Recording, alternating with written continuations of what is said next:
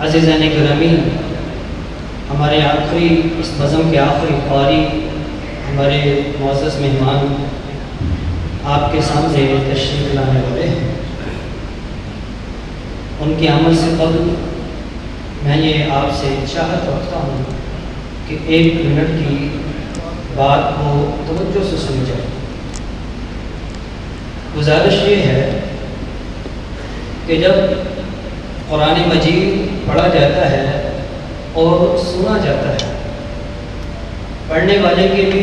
اور سننے والے کے بھی، سنانے والا اور سننے والا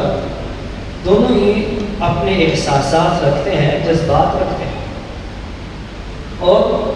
قرآن مجید کی تلاوت اس میں یہ پاور ہے کہ وہ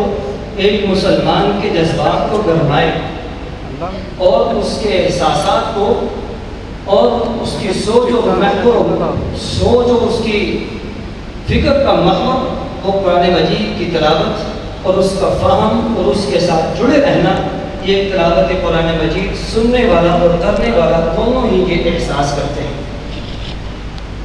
جیسا کہ ابھی آپ دیکھ رہے ہیں کہ ہمارے مصری قربا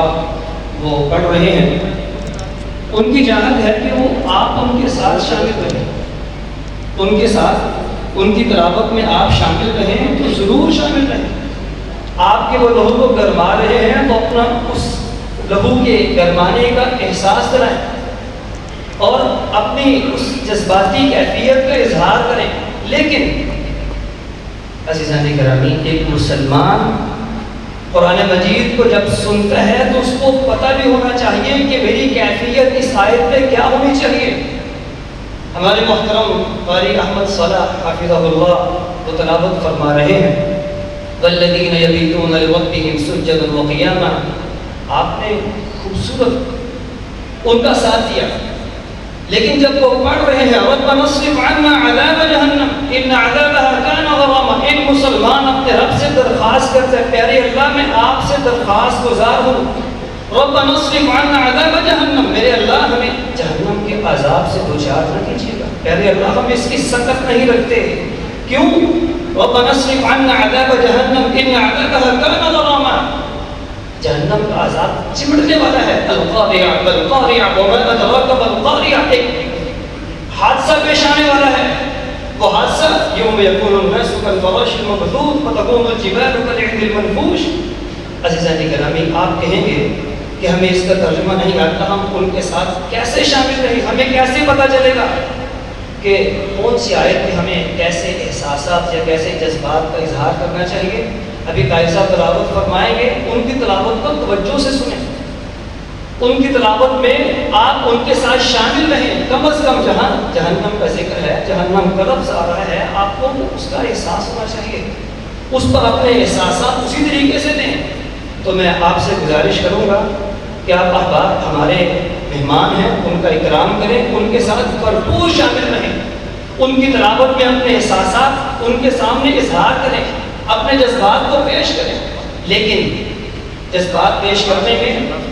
تلاوت قرآن کے ساتھ فہم قرآن کا بھی کچھ نہ کچھ جتنا ممکن ہو سکے خیال رکھیں، اور آخر میں اپنے دل پہ ہاتھ رکھیے اور کہیے، عزم کیجیے کہ ہم انشاءاللہ آج تلاوت قرآن سن رہے ہیں، اللہ کی توفیق سے ہم اس کو سمجھنے کی کوشش بھی کریں۔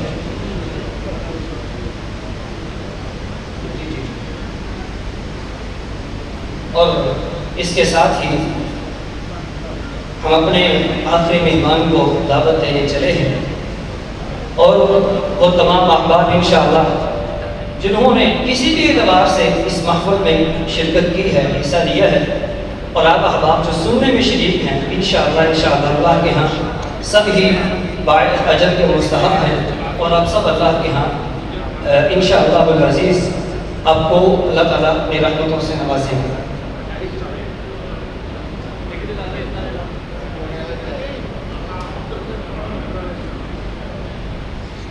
أنا ألتمس من فضيلة الشيخ القارئ المقرئ محمد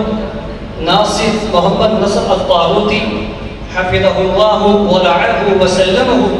أن يتلو الآيات البينات من القرآن الكريم فليتفضل مشكورا. الشيخ असद अत्तालुकी हफिज़हुल्लाह।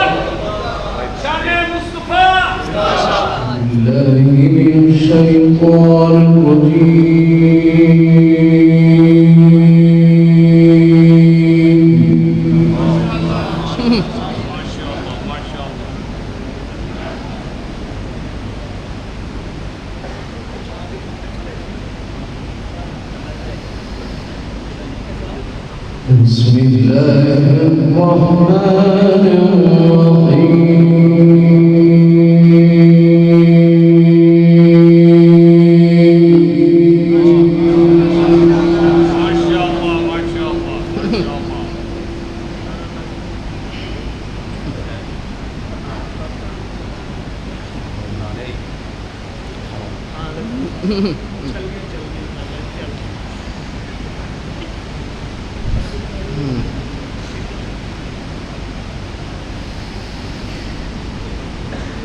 وما أنفقتم من نفقة أو نذرتم من نذر فإن الله يعلمه.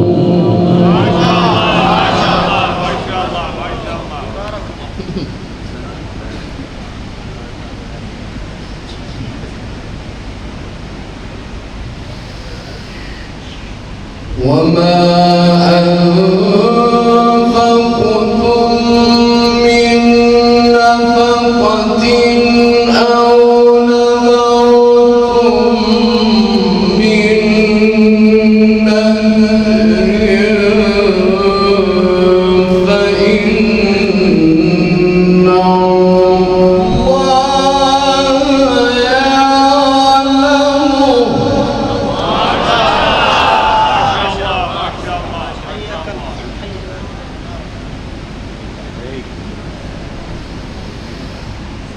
وما للظالمين من أنصار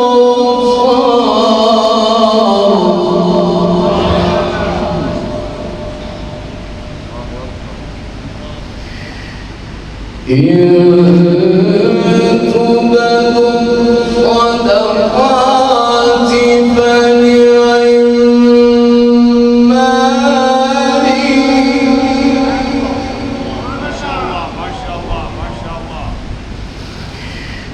وإن تخفوها وتؤتوها الفقراء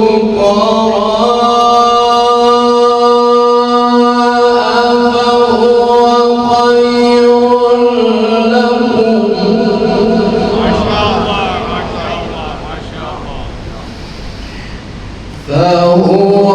خير لكم ويكفر عنكم من سيئاتكم والله بما تعملون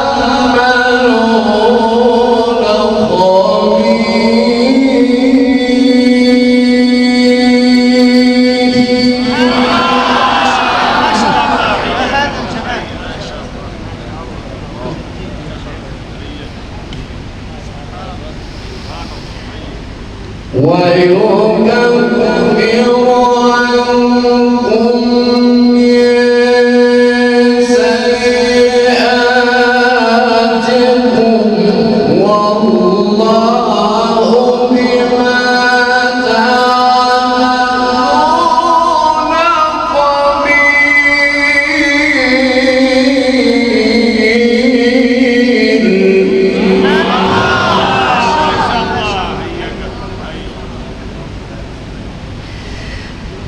ليس عليك هداهم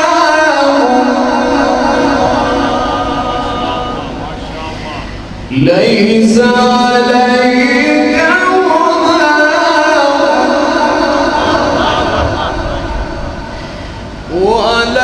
ولكن الله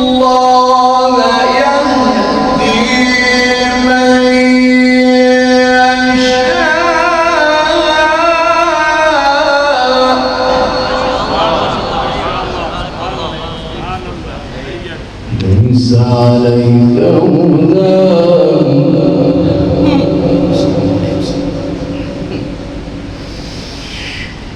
ليس عليك هداهم ولكن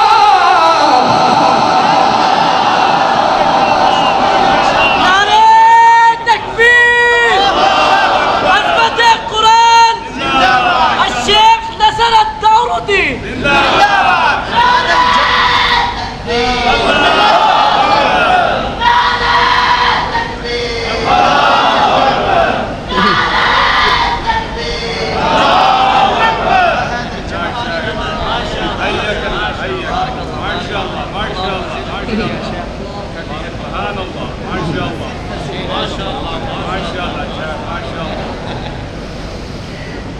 وما تنفقون إلا وما تنفقون إلا ابتغاء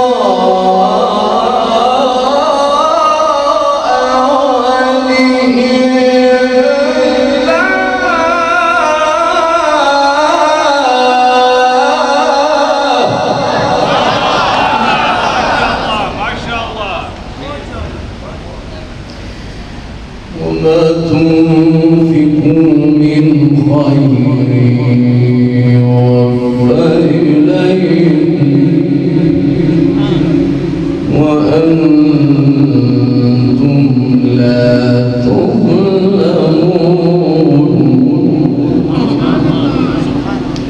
ليس عليك هداهم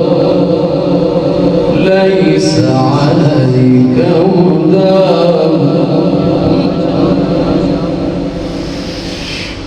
ليس عليك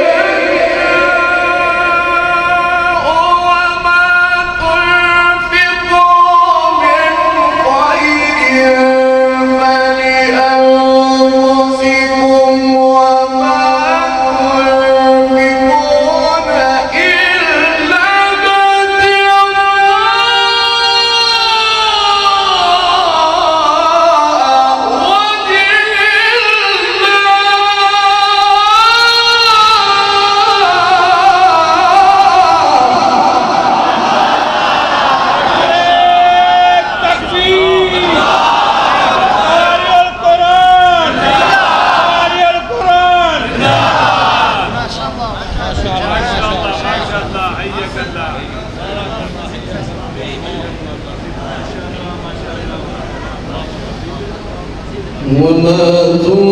تنفقوا من خير يوفى إليكم وما تنفقوا من خير يوفى إليكم وأنتم لا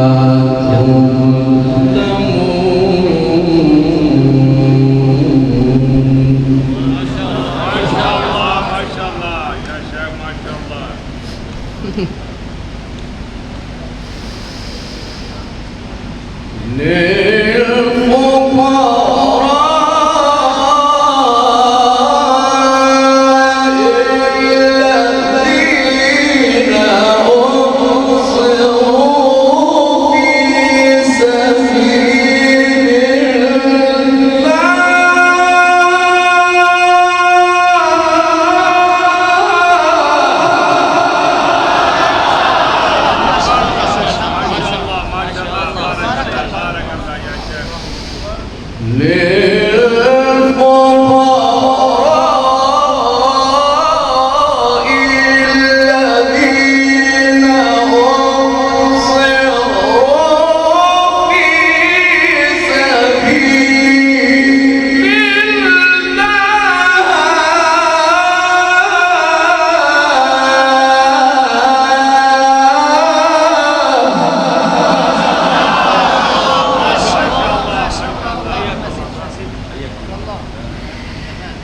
لا يستطيعون ضربا في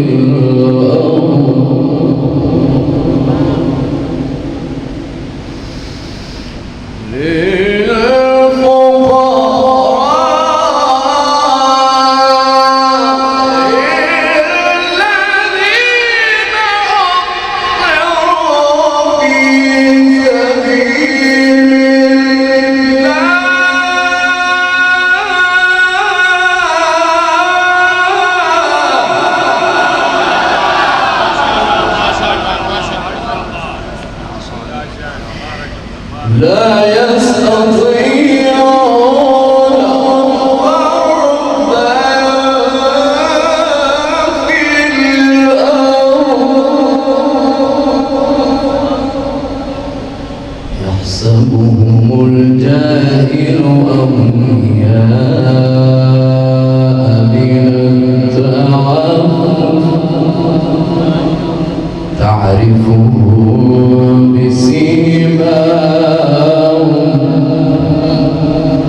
لا يسألون الناس إلحافا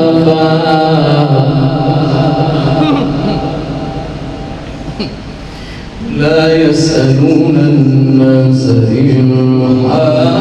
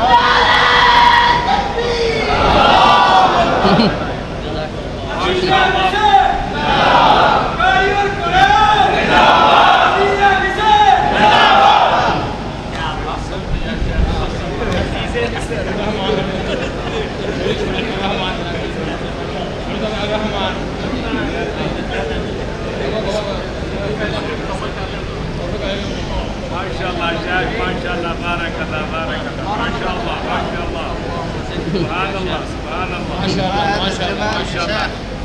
ما شاء الله ما شاء الله وما تنفقوا من خير فإن الله به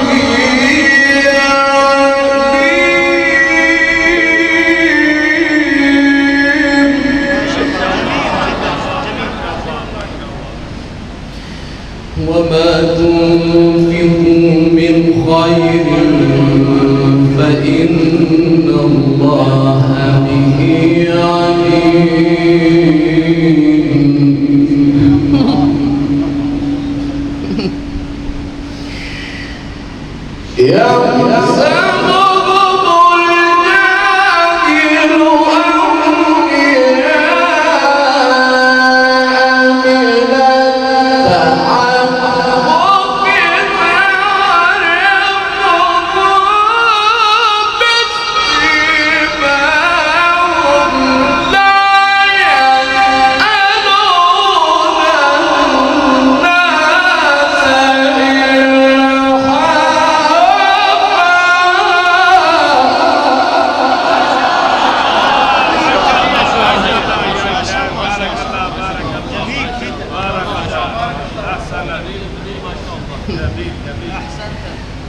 وما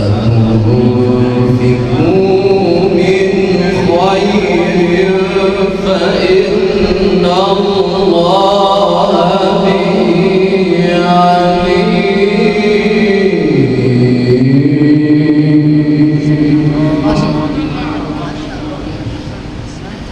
الذين ينفقون أموالهم بالليل والنهار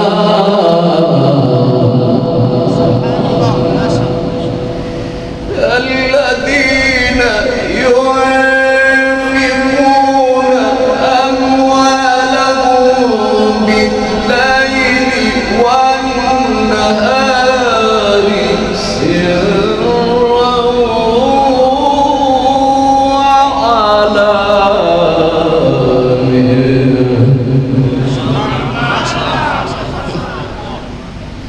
فلهم أجرهم عند ربهم ولا خوف عليهم ولا هم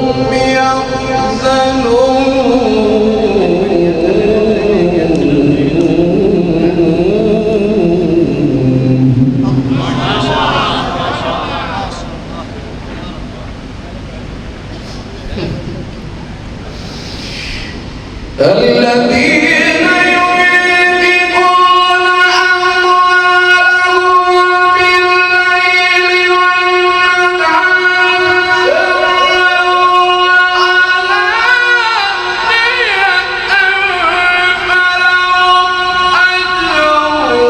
أموالهم بالليل والنهار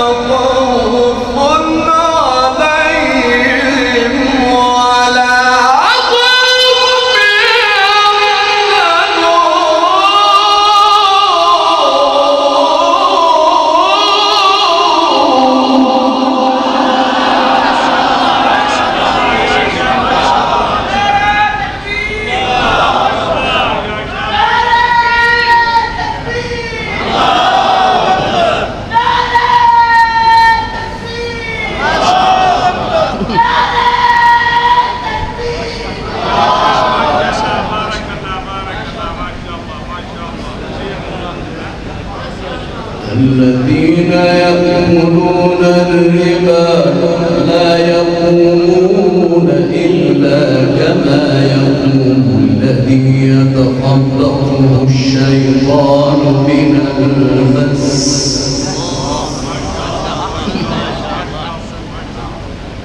ذلك بأنهم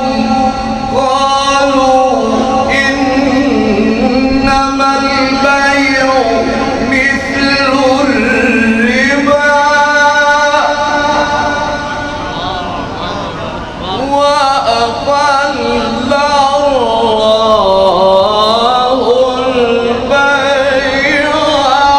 وحرم الربا وأحل الله البيع وأحل الله البيع وحرم الربا فمن جاءه موعظة من ربه فانتهى فله ما سلف وأمره إلى الله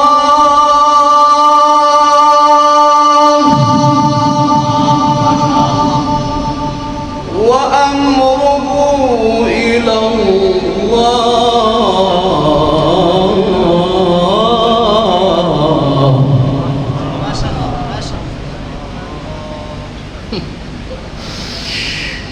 وأحل الله البيع وحرم الربا فمن جاءه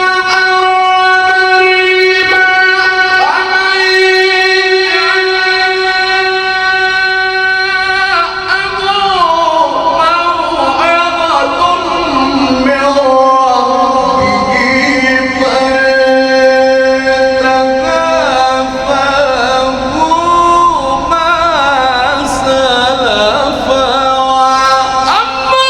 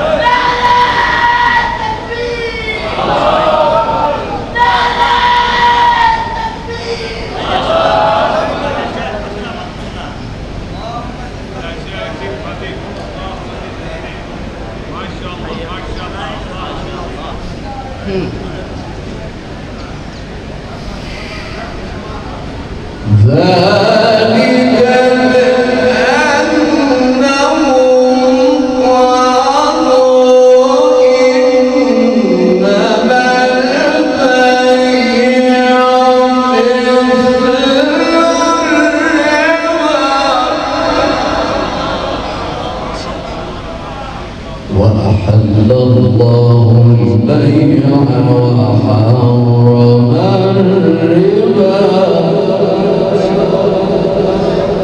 وأحل الله البيع وحرم الربا فمن جاءه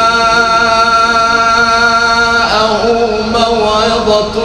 من ربه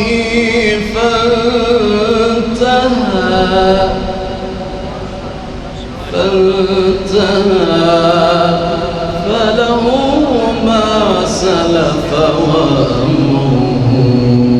إلى الله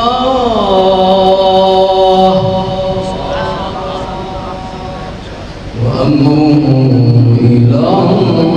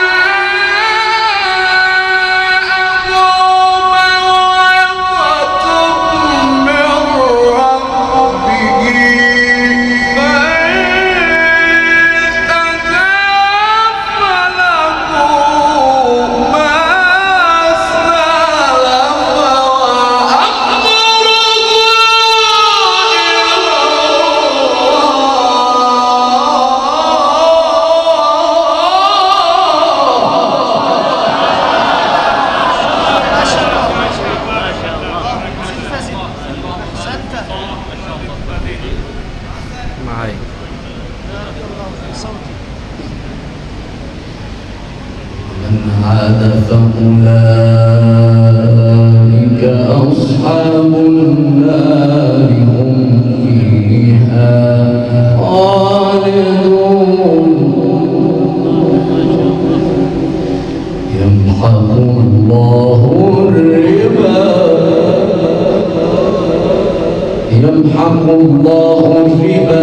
ويربي الصدقات والله لا يحب كل كفار أثيم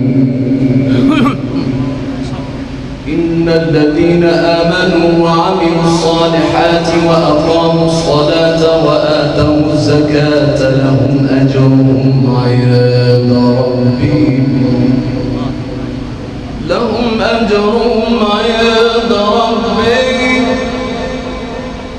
ولا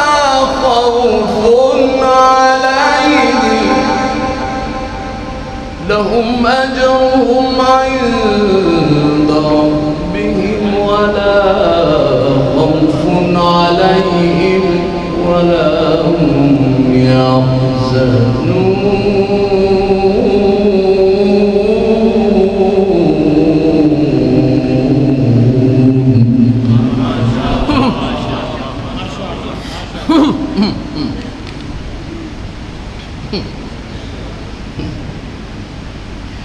لهم أجرهم عند ربهم ولا خوف عليهم ولا هم يحزنون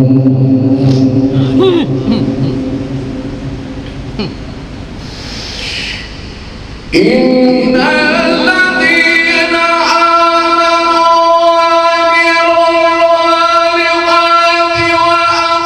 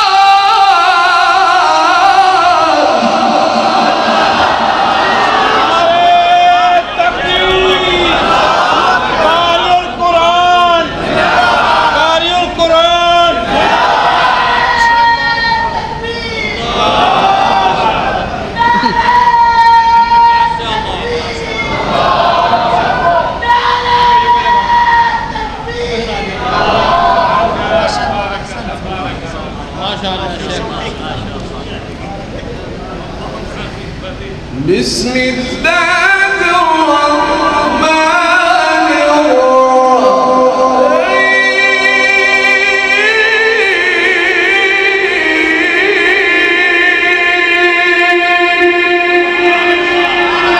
سبحان الله ما شاء الله.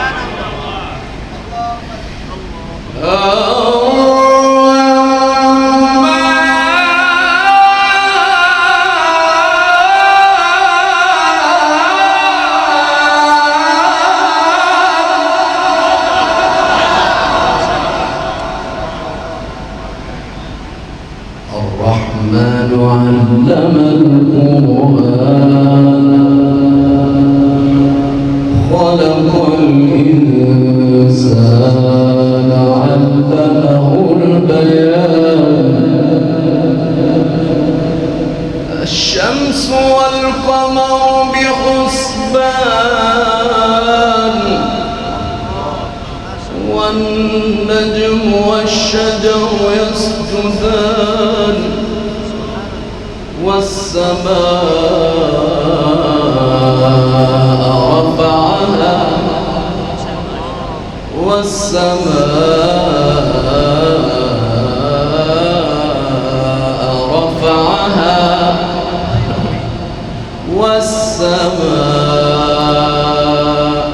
رفعها ووضع الميزان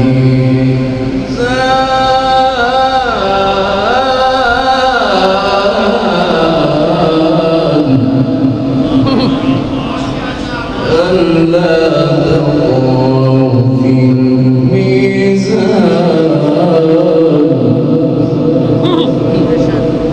وأقيموا الوزن بالقسط ولا تخسروا الميزان بسم الله الرحمن الرحيم